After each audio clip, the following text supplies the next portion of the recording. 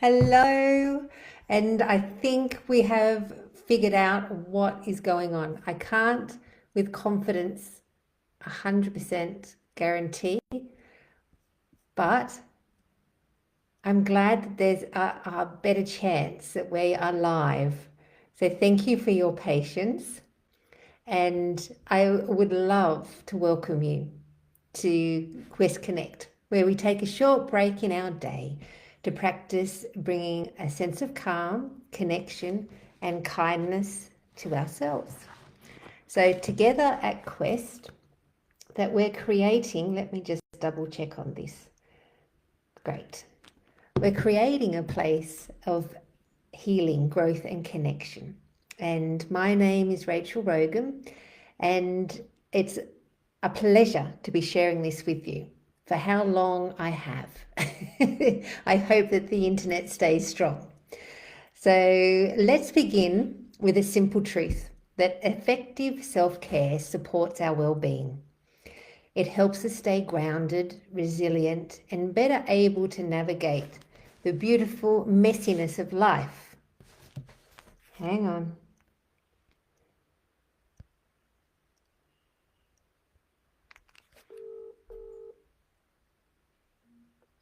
Has it gone again?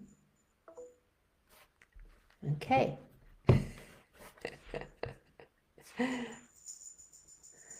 So, messiness of life is being live on Facebook.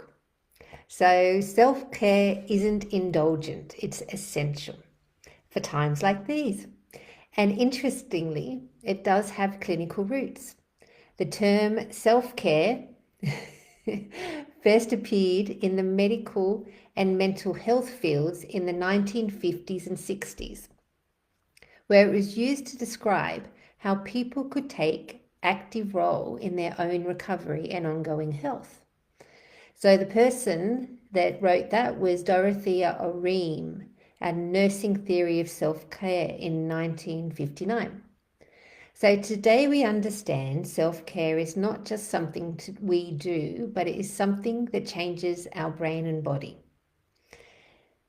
It is much more than just eating well, exercising, and getting enough rest. That they are all essential, but there is a broader set of self-care skills, including knowing how to soothe yourself, practicing self-discipline, boundaries, and self-compassion towards yourself. So we'll touch on these in the hour that we're together. And let's be mindful of how we tend to our inner world, how we rest, recover, and reconnect. And to begin with, let's start with a beautiful coming to our senses practice to help us settle into the present moment. So let's begin by inviting ourselves to come fully into the present moment. That you might start by finding a comfortable position, whether that's seated or laying down, and take 3 slow, deliberate breaths.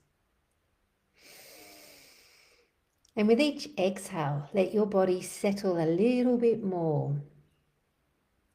And in your final, luxurious exhale, that you might gently allow your eyes to close. That you might allow your facial muscles to soften.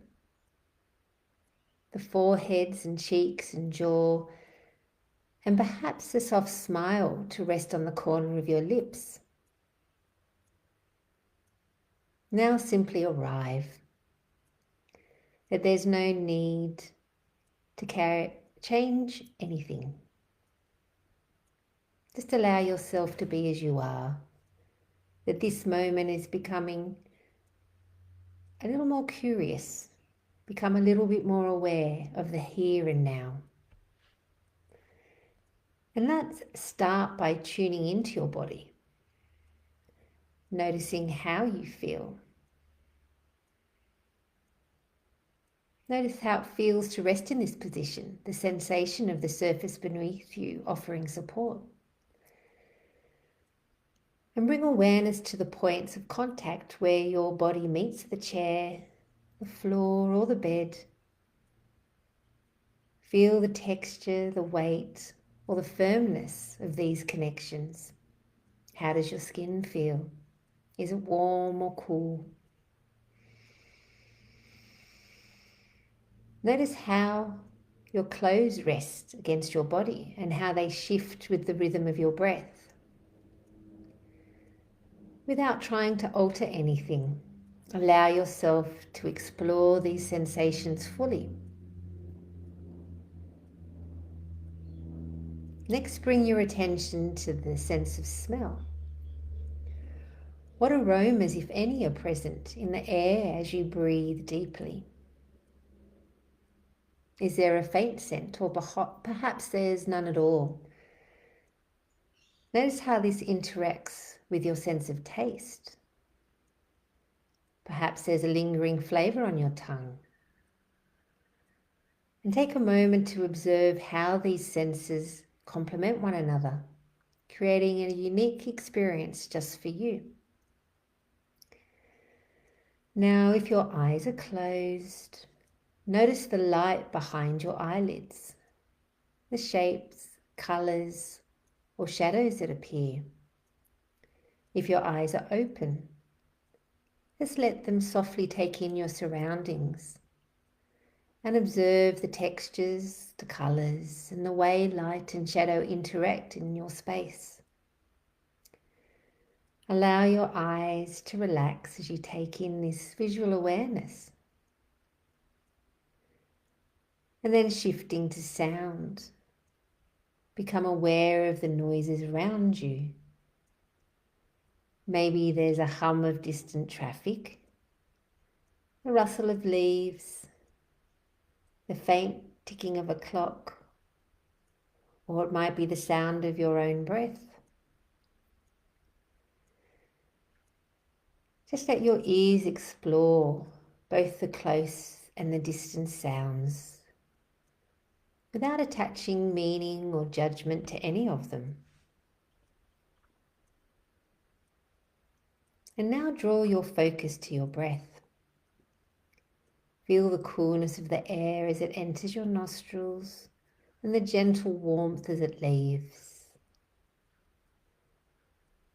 Notice the rise and fall of your chest or belly, the pauses between each inhale and exhale. Let the rhythm of your breath anchor you in this moment.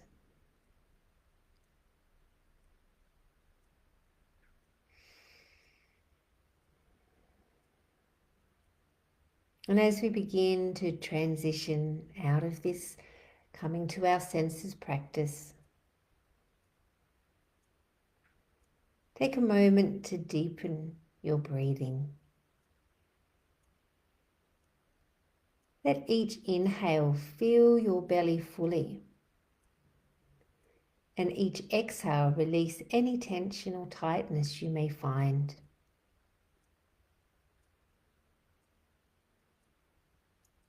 And when you're ready, gently invite small movements back into your body. That you may wiggle your fingers and toes, maybe roll your shoulders or stretch your neck. And when you feel ready, slowly open your eyes, allowing the light to re-enter your awareness. And just take a few moments to adjust and settle. And finally, take 3 deep breaths together. On each inhale, welcome a sense of calm and clarity. And with each exhale, let go of anything that no longer serves you. That you might set an intention to carry this sense of grounded awareness with you into the rest of your day. And to remember that your senses, your sight, the smell, taste, touch, sound, and your breath are always a gateway back to this moment. And to use them as anchors to cultivate presence, compassion, and curiosity in all you do. So today we're exploring setting gentle boundaries and self-care. It's an invitation just to see how things settle. So it's allowing us just the time to truly support our well-being, to set aside some time to think about boundaries and self-care for ourselves. That I know that we've all been advised to eat a healthy diet, to meditate and include some physical activity in every day, and we all aspire to get adequate sleep. That these habits have been categorized as a self-nurturant skills, and the scientist or the researcher was Webb in 2014, saying that these are like the foundations. And let's face it, it's a great foundation, but self-care routines can be difficult to establish and maintain. That this is even true if we're fortunate enough to have access to resources such as wholesome food and time to exercise and the physical capacity to exercise as we like, as well as the luxury of routinely getting 8 hours sleep. That this is all optimum, and sometimes it can be difficult to maintain. So one of the other ways in which we can bring about a self-care is with our boundaries. That boundaries invite us to be courageous.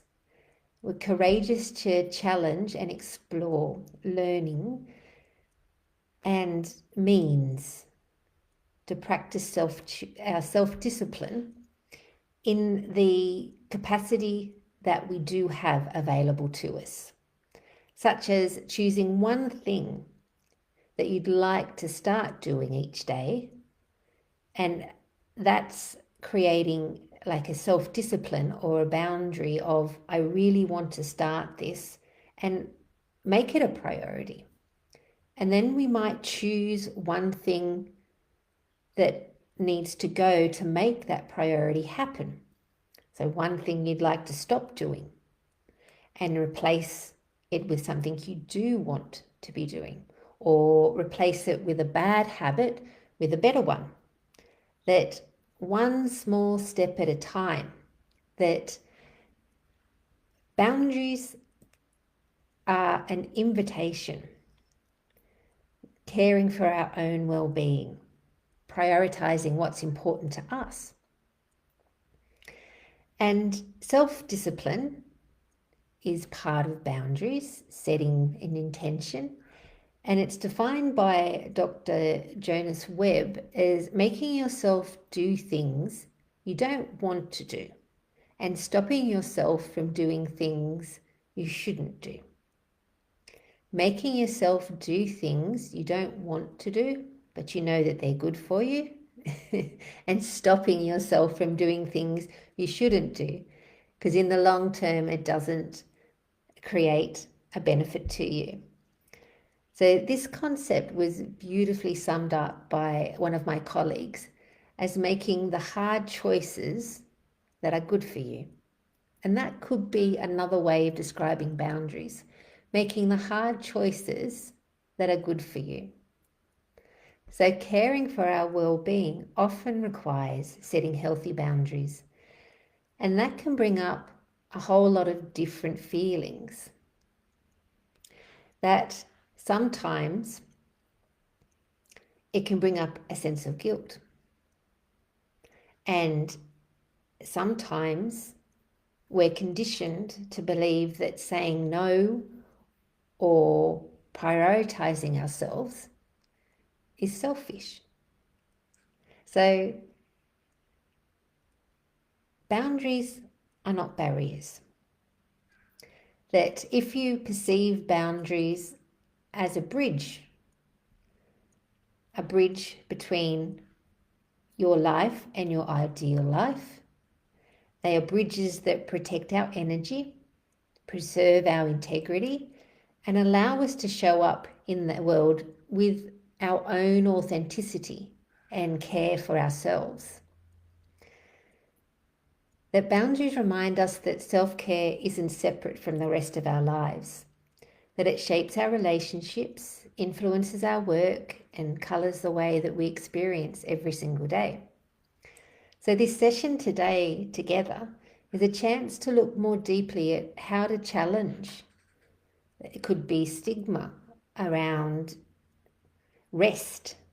It might be exploring boundaries and guilt and embracing the power of our self-compassion. That today is an invitation for every one of us just to reflect on our own well-being. Because as we know, our well-being, self-care isn't optional, it's vital. And it belongs in every part of our daily lives. That today it's all about celebrating steps that we do take or we might take towards improving our own self-care and well-being. And this theme of setting gentle barriers is just to encourage us to embrace progress and possibly growth and ongoing self-improvement. That barriers can remind us that there's always a continuous journey. There's no final destination in well-being.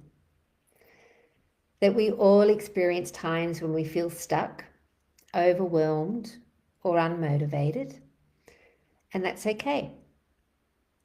That steps such as expressing what we'd like for ourselves,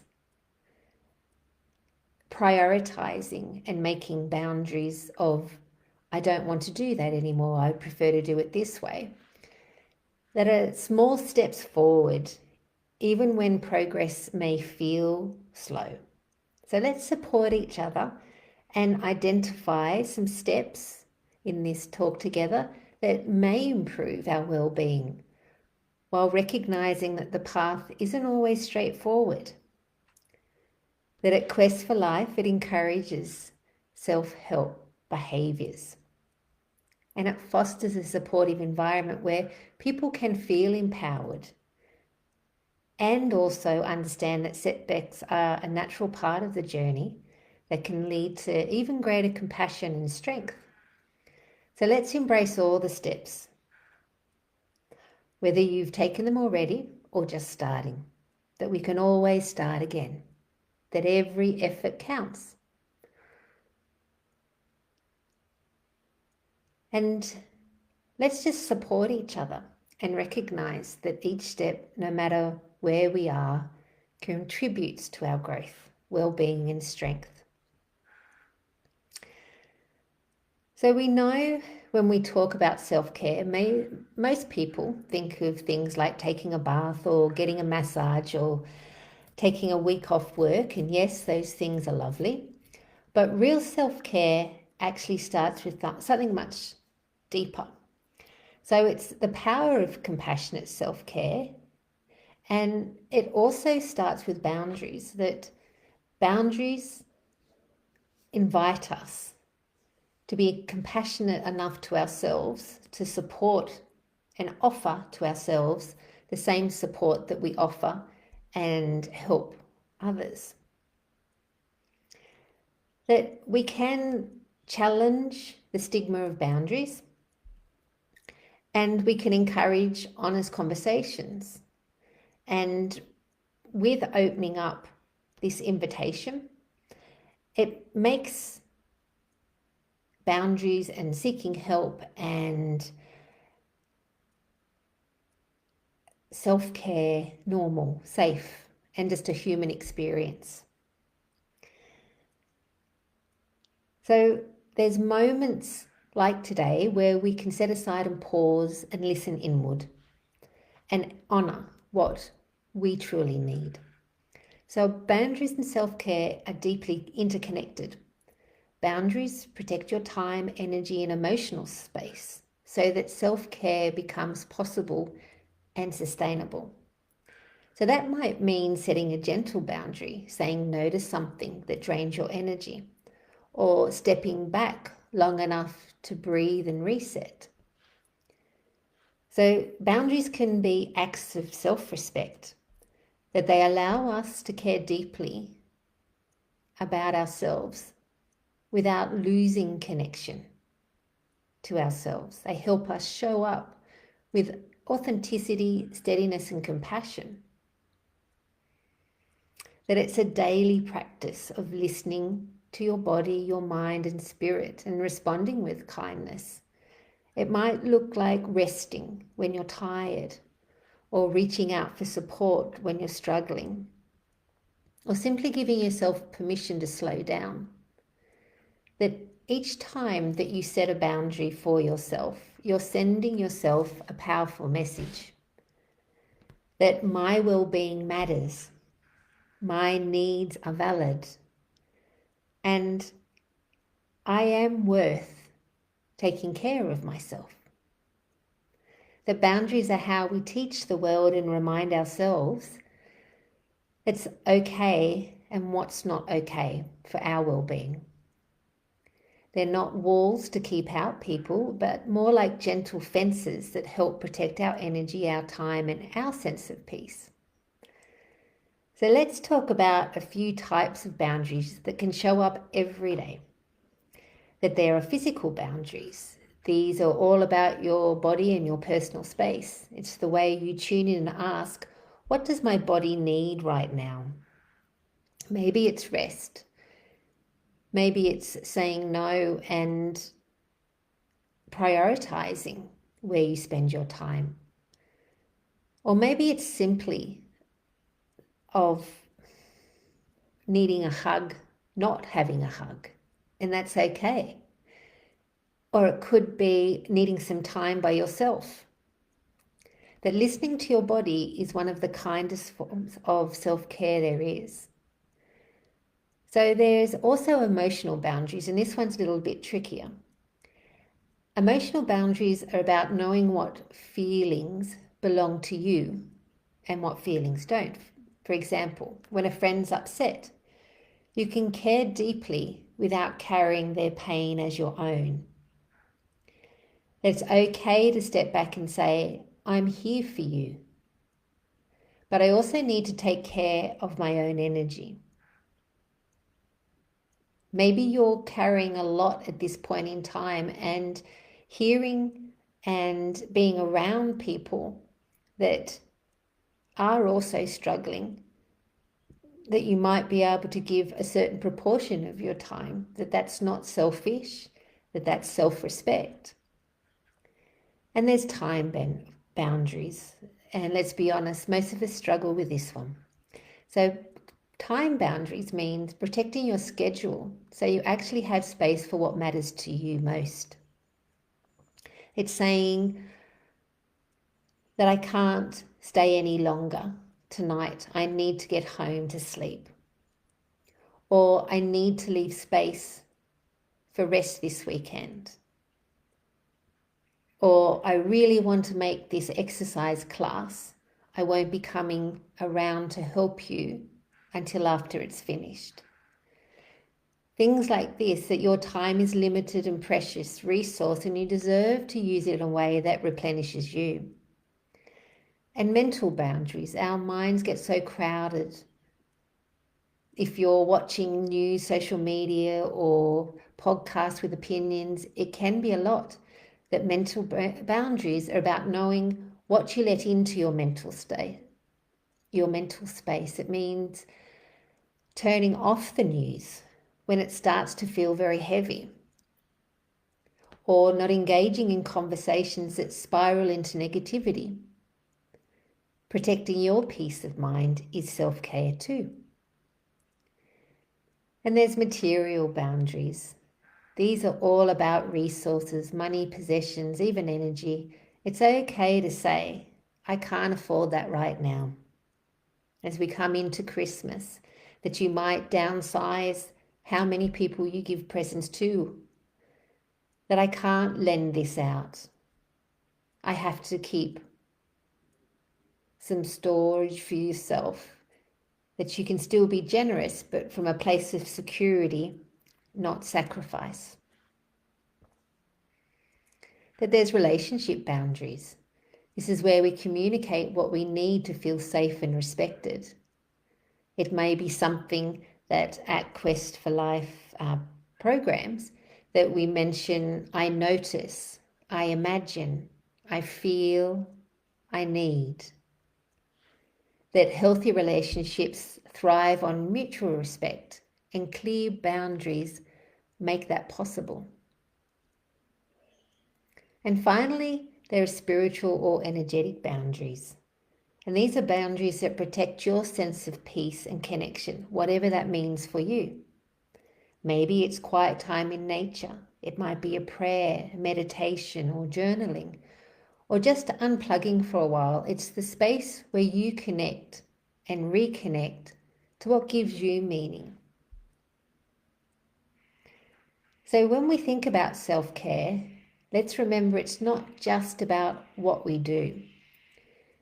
It's also about what we protect. That boundaries are how we make sure our kindness includes ourselves.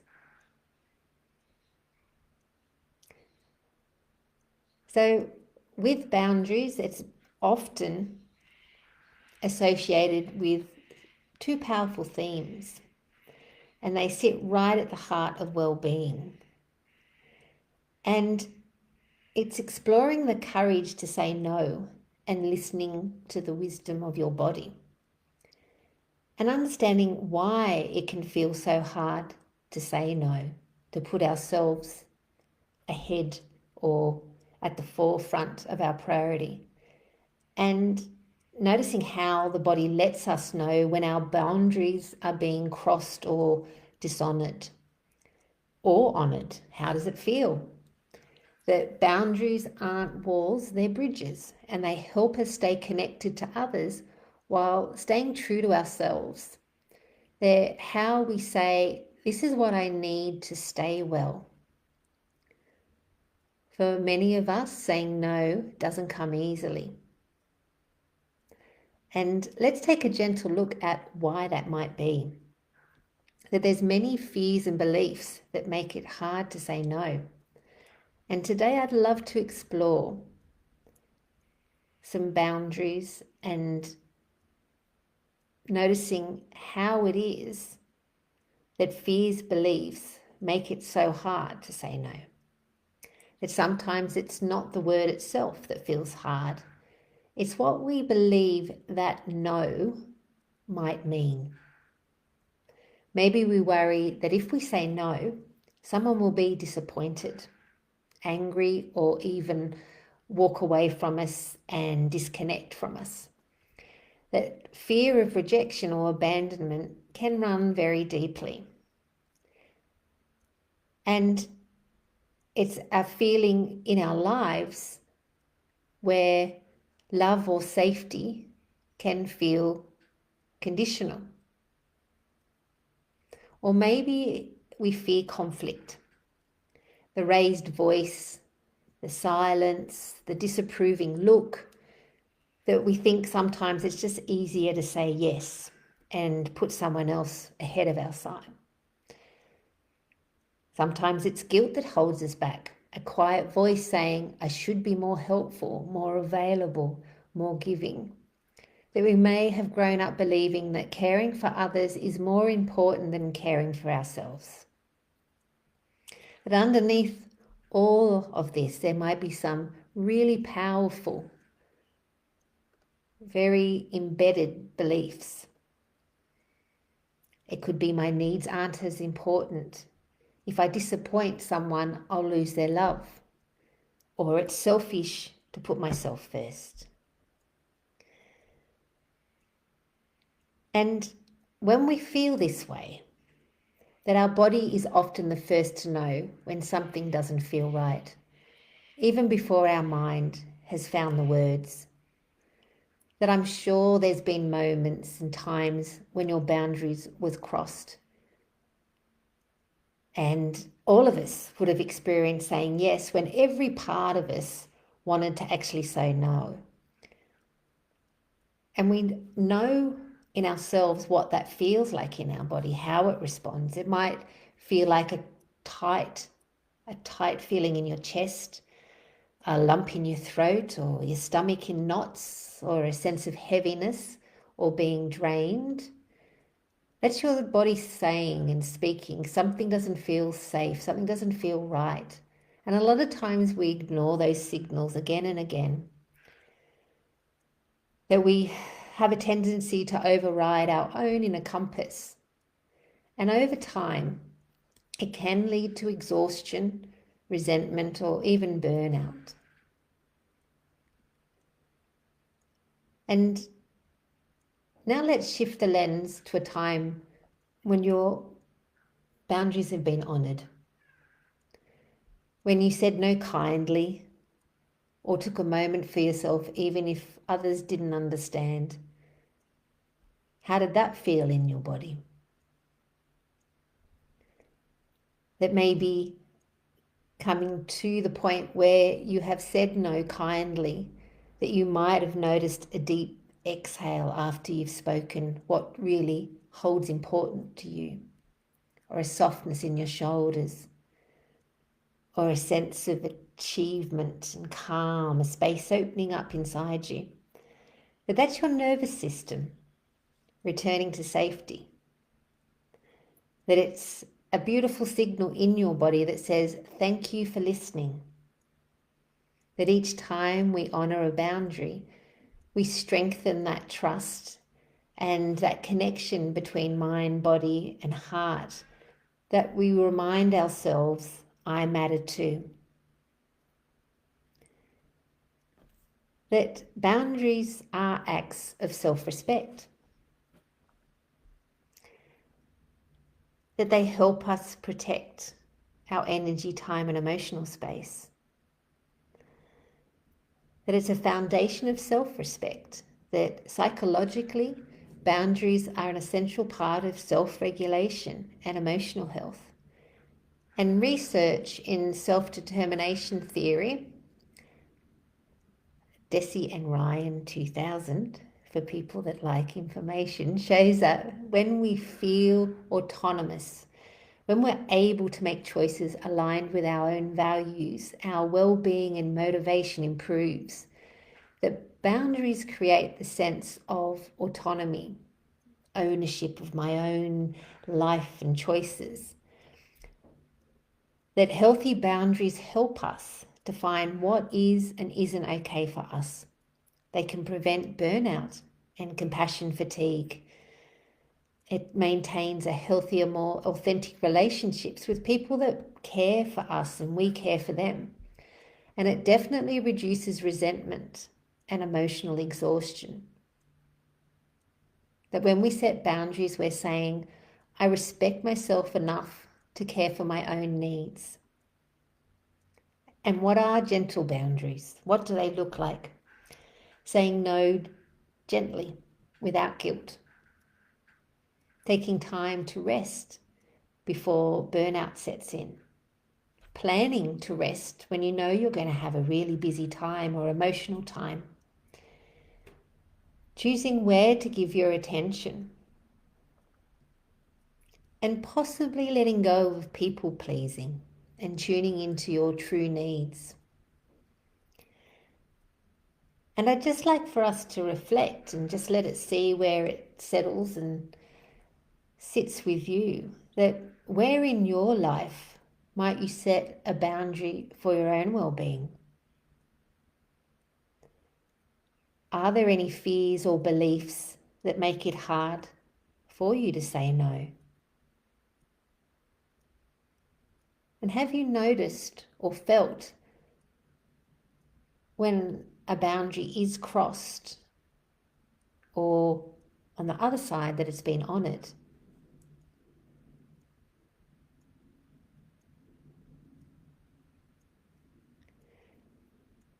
And let's take an even broader view of self-care, that it includes self-soothing, self-discipline, and a self-compassionate attitude.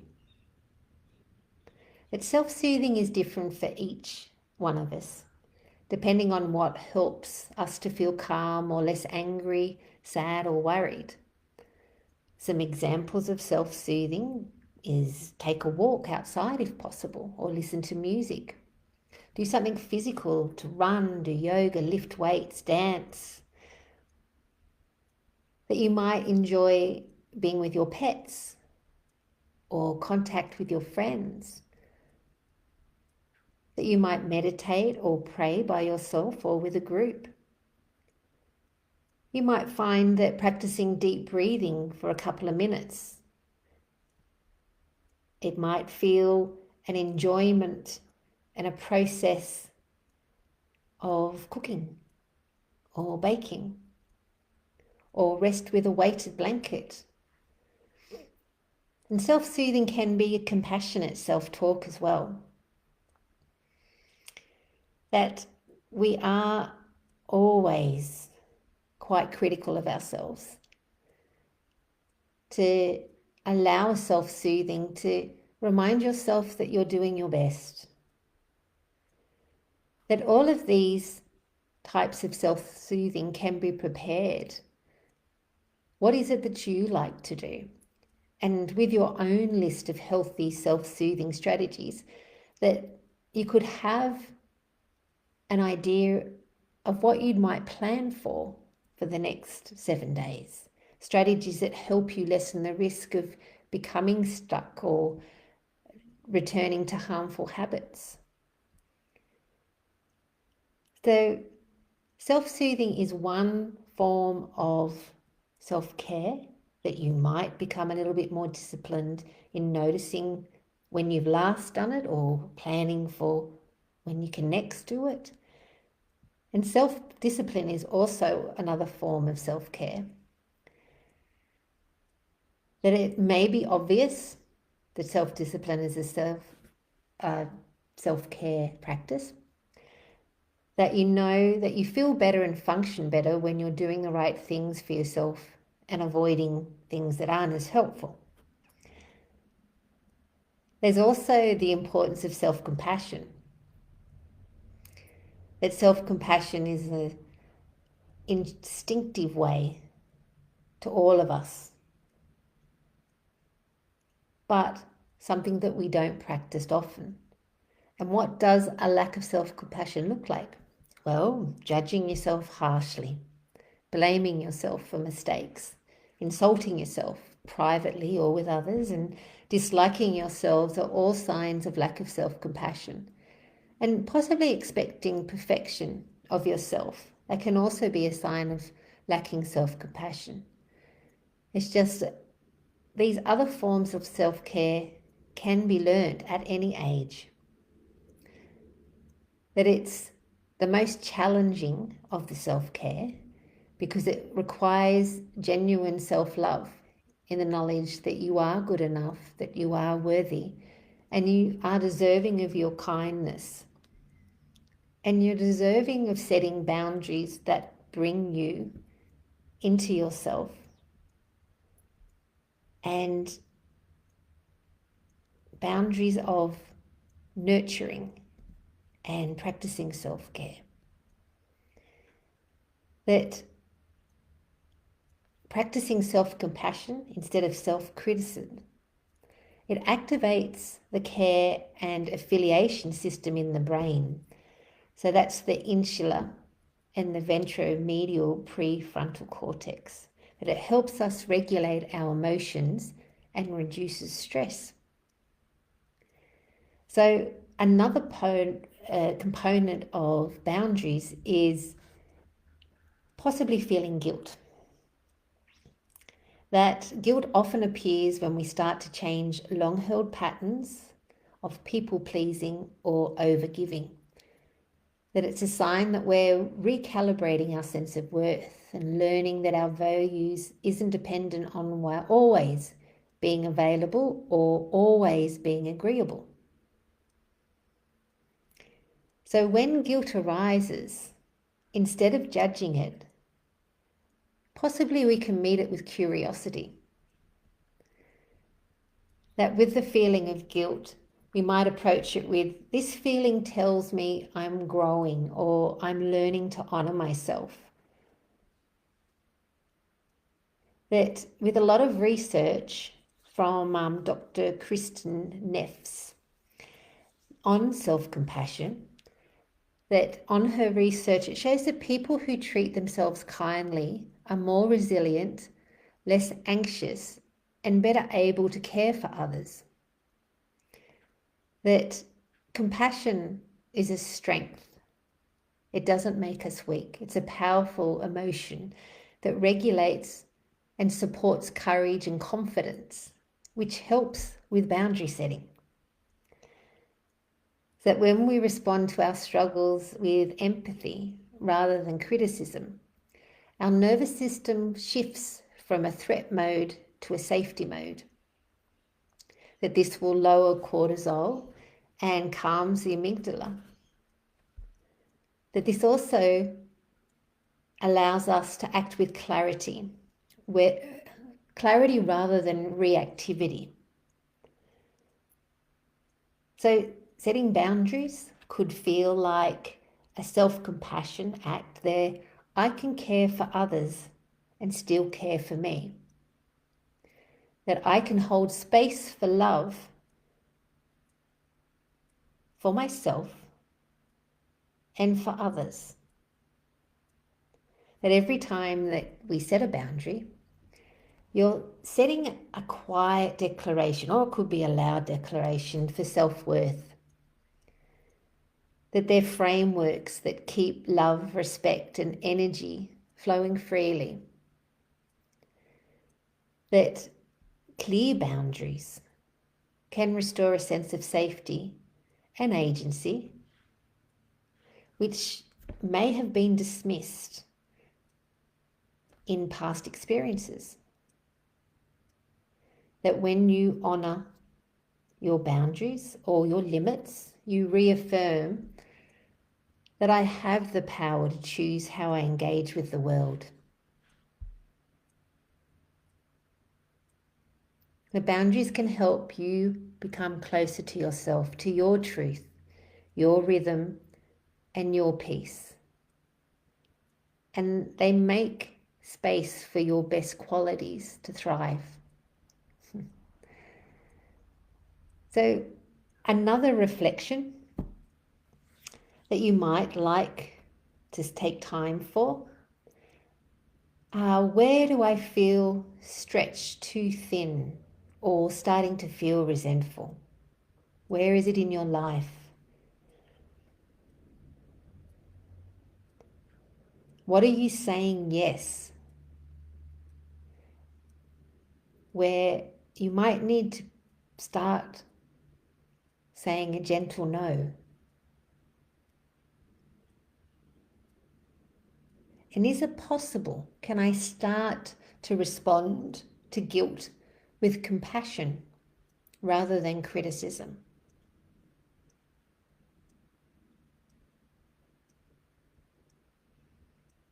And what boundaries could help me protect my energy and still deepen my connection to others?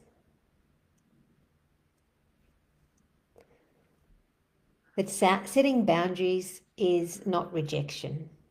It can be protection. It's not selfish. It's essentially self-respect. And it's not distancing. It's clarity and care in action. So let's be mindful of how we tend to our inner world, how we rest, reset, and reconnect. Let's be brave enough to care for ourselves, to honor our limits without guilt, and to model what healthy, compassionate living looks like.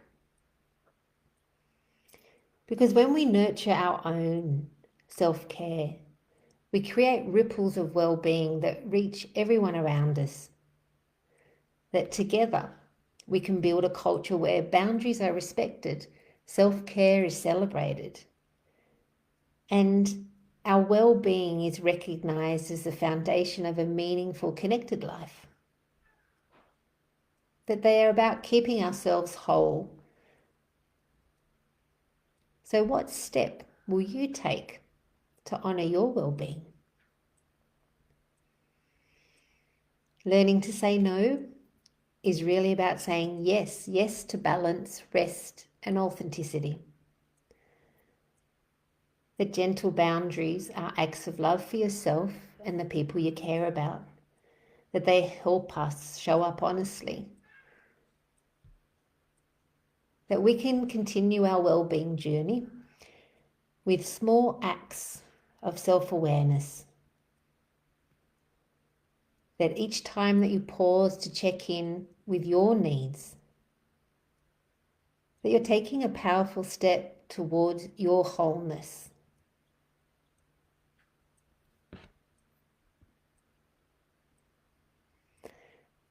And as we embrace each step that we've already taken, and remember that every effort counts, no matter how slow things seem, we're still moving forward.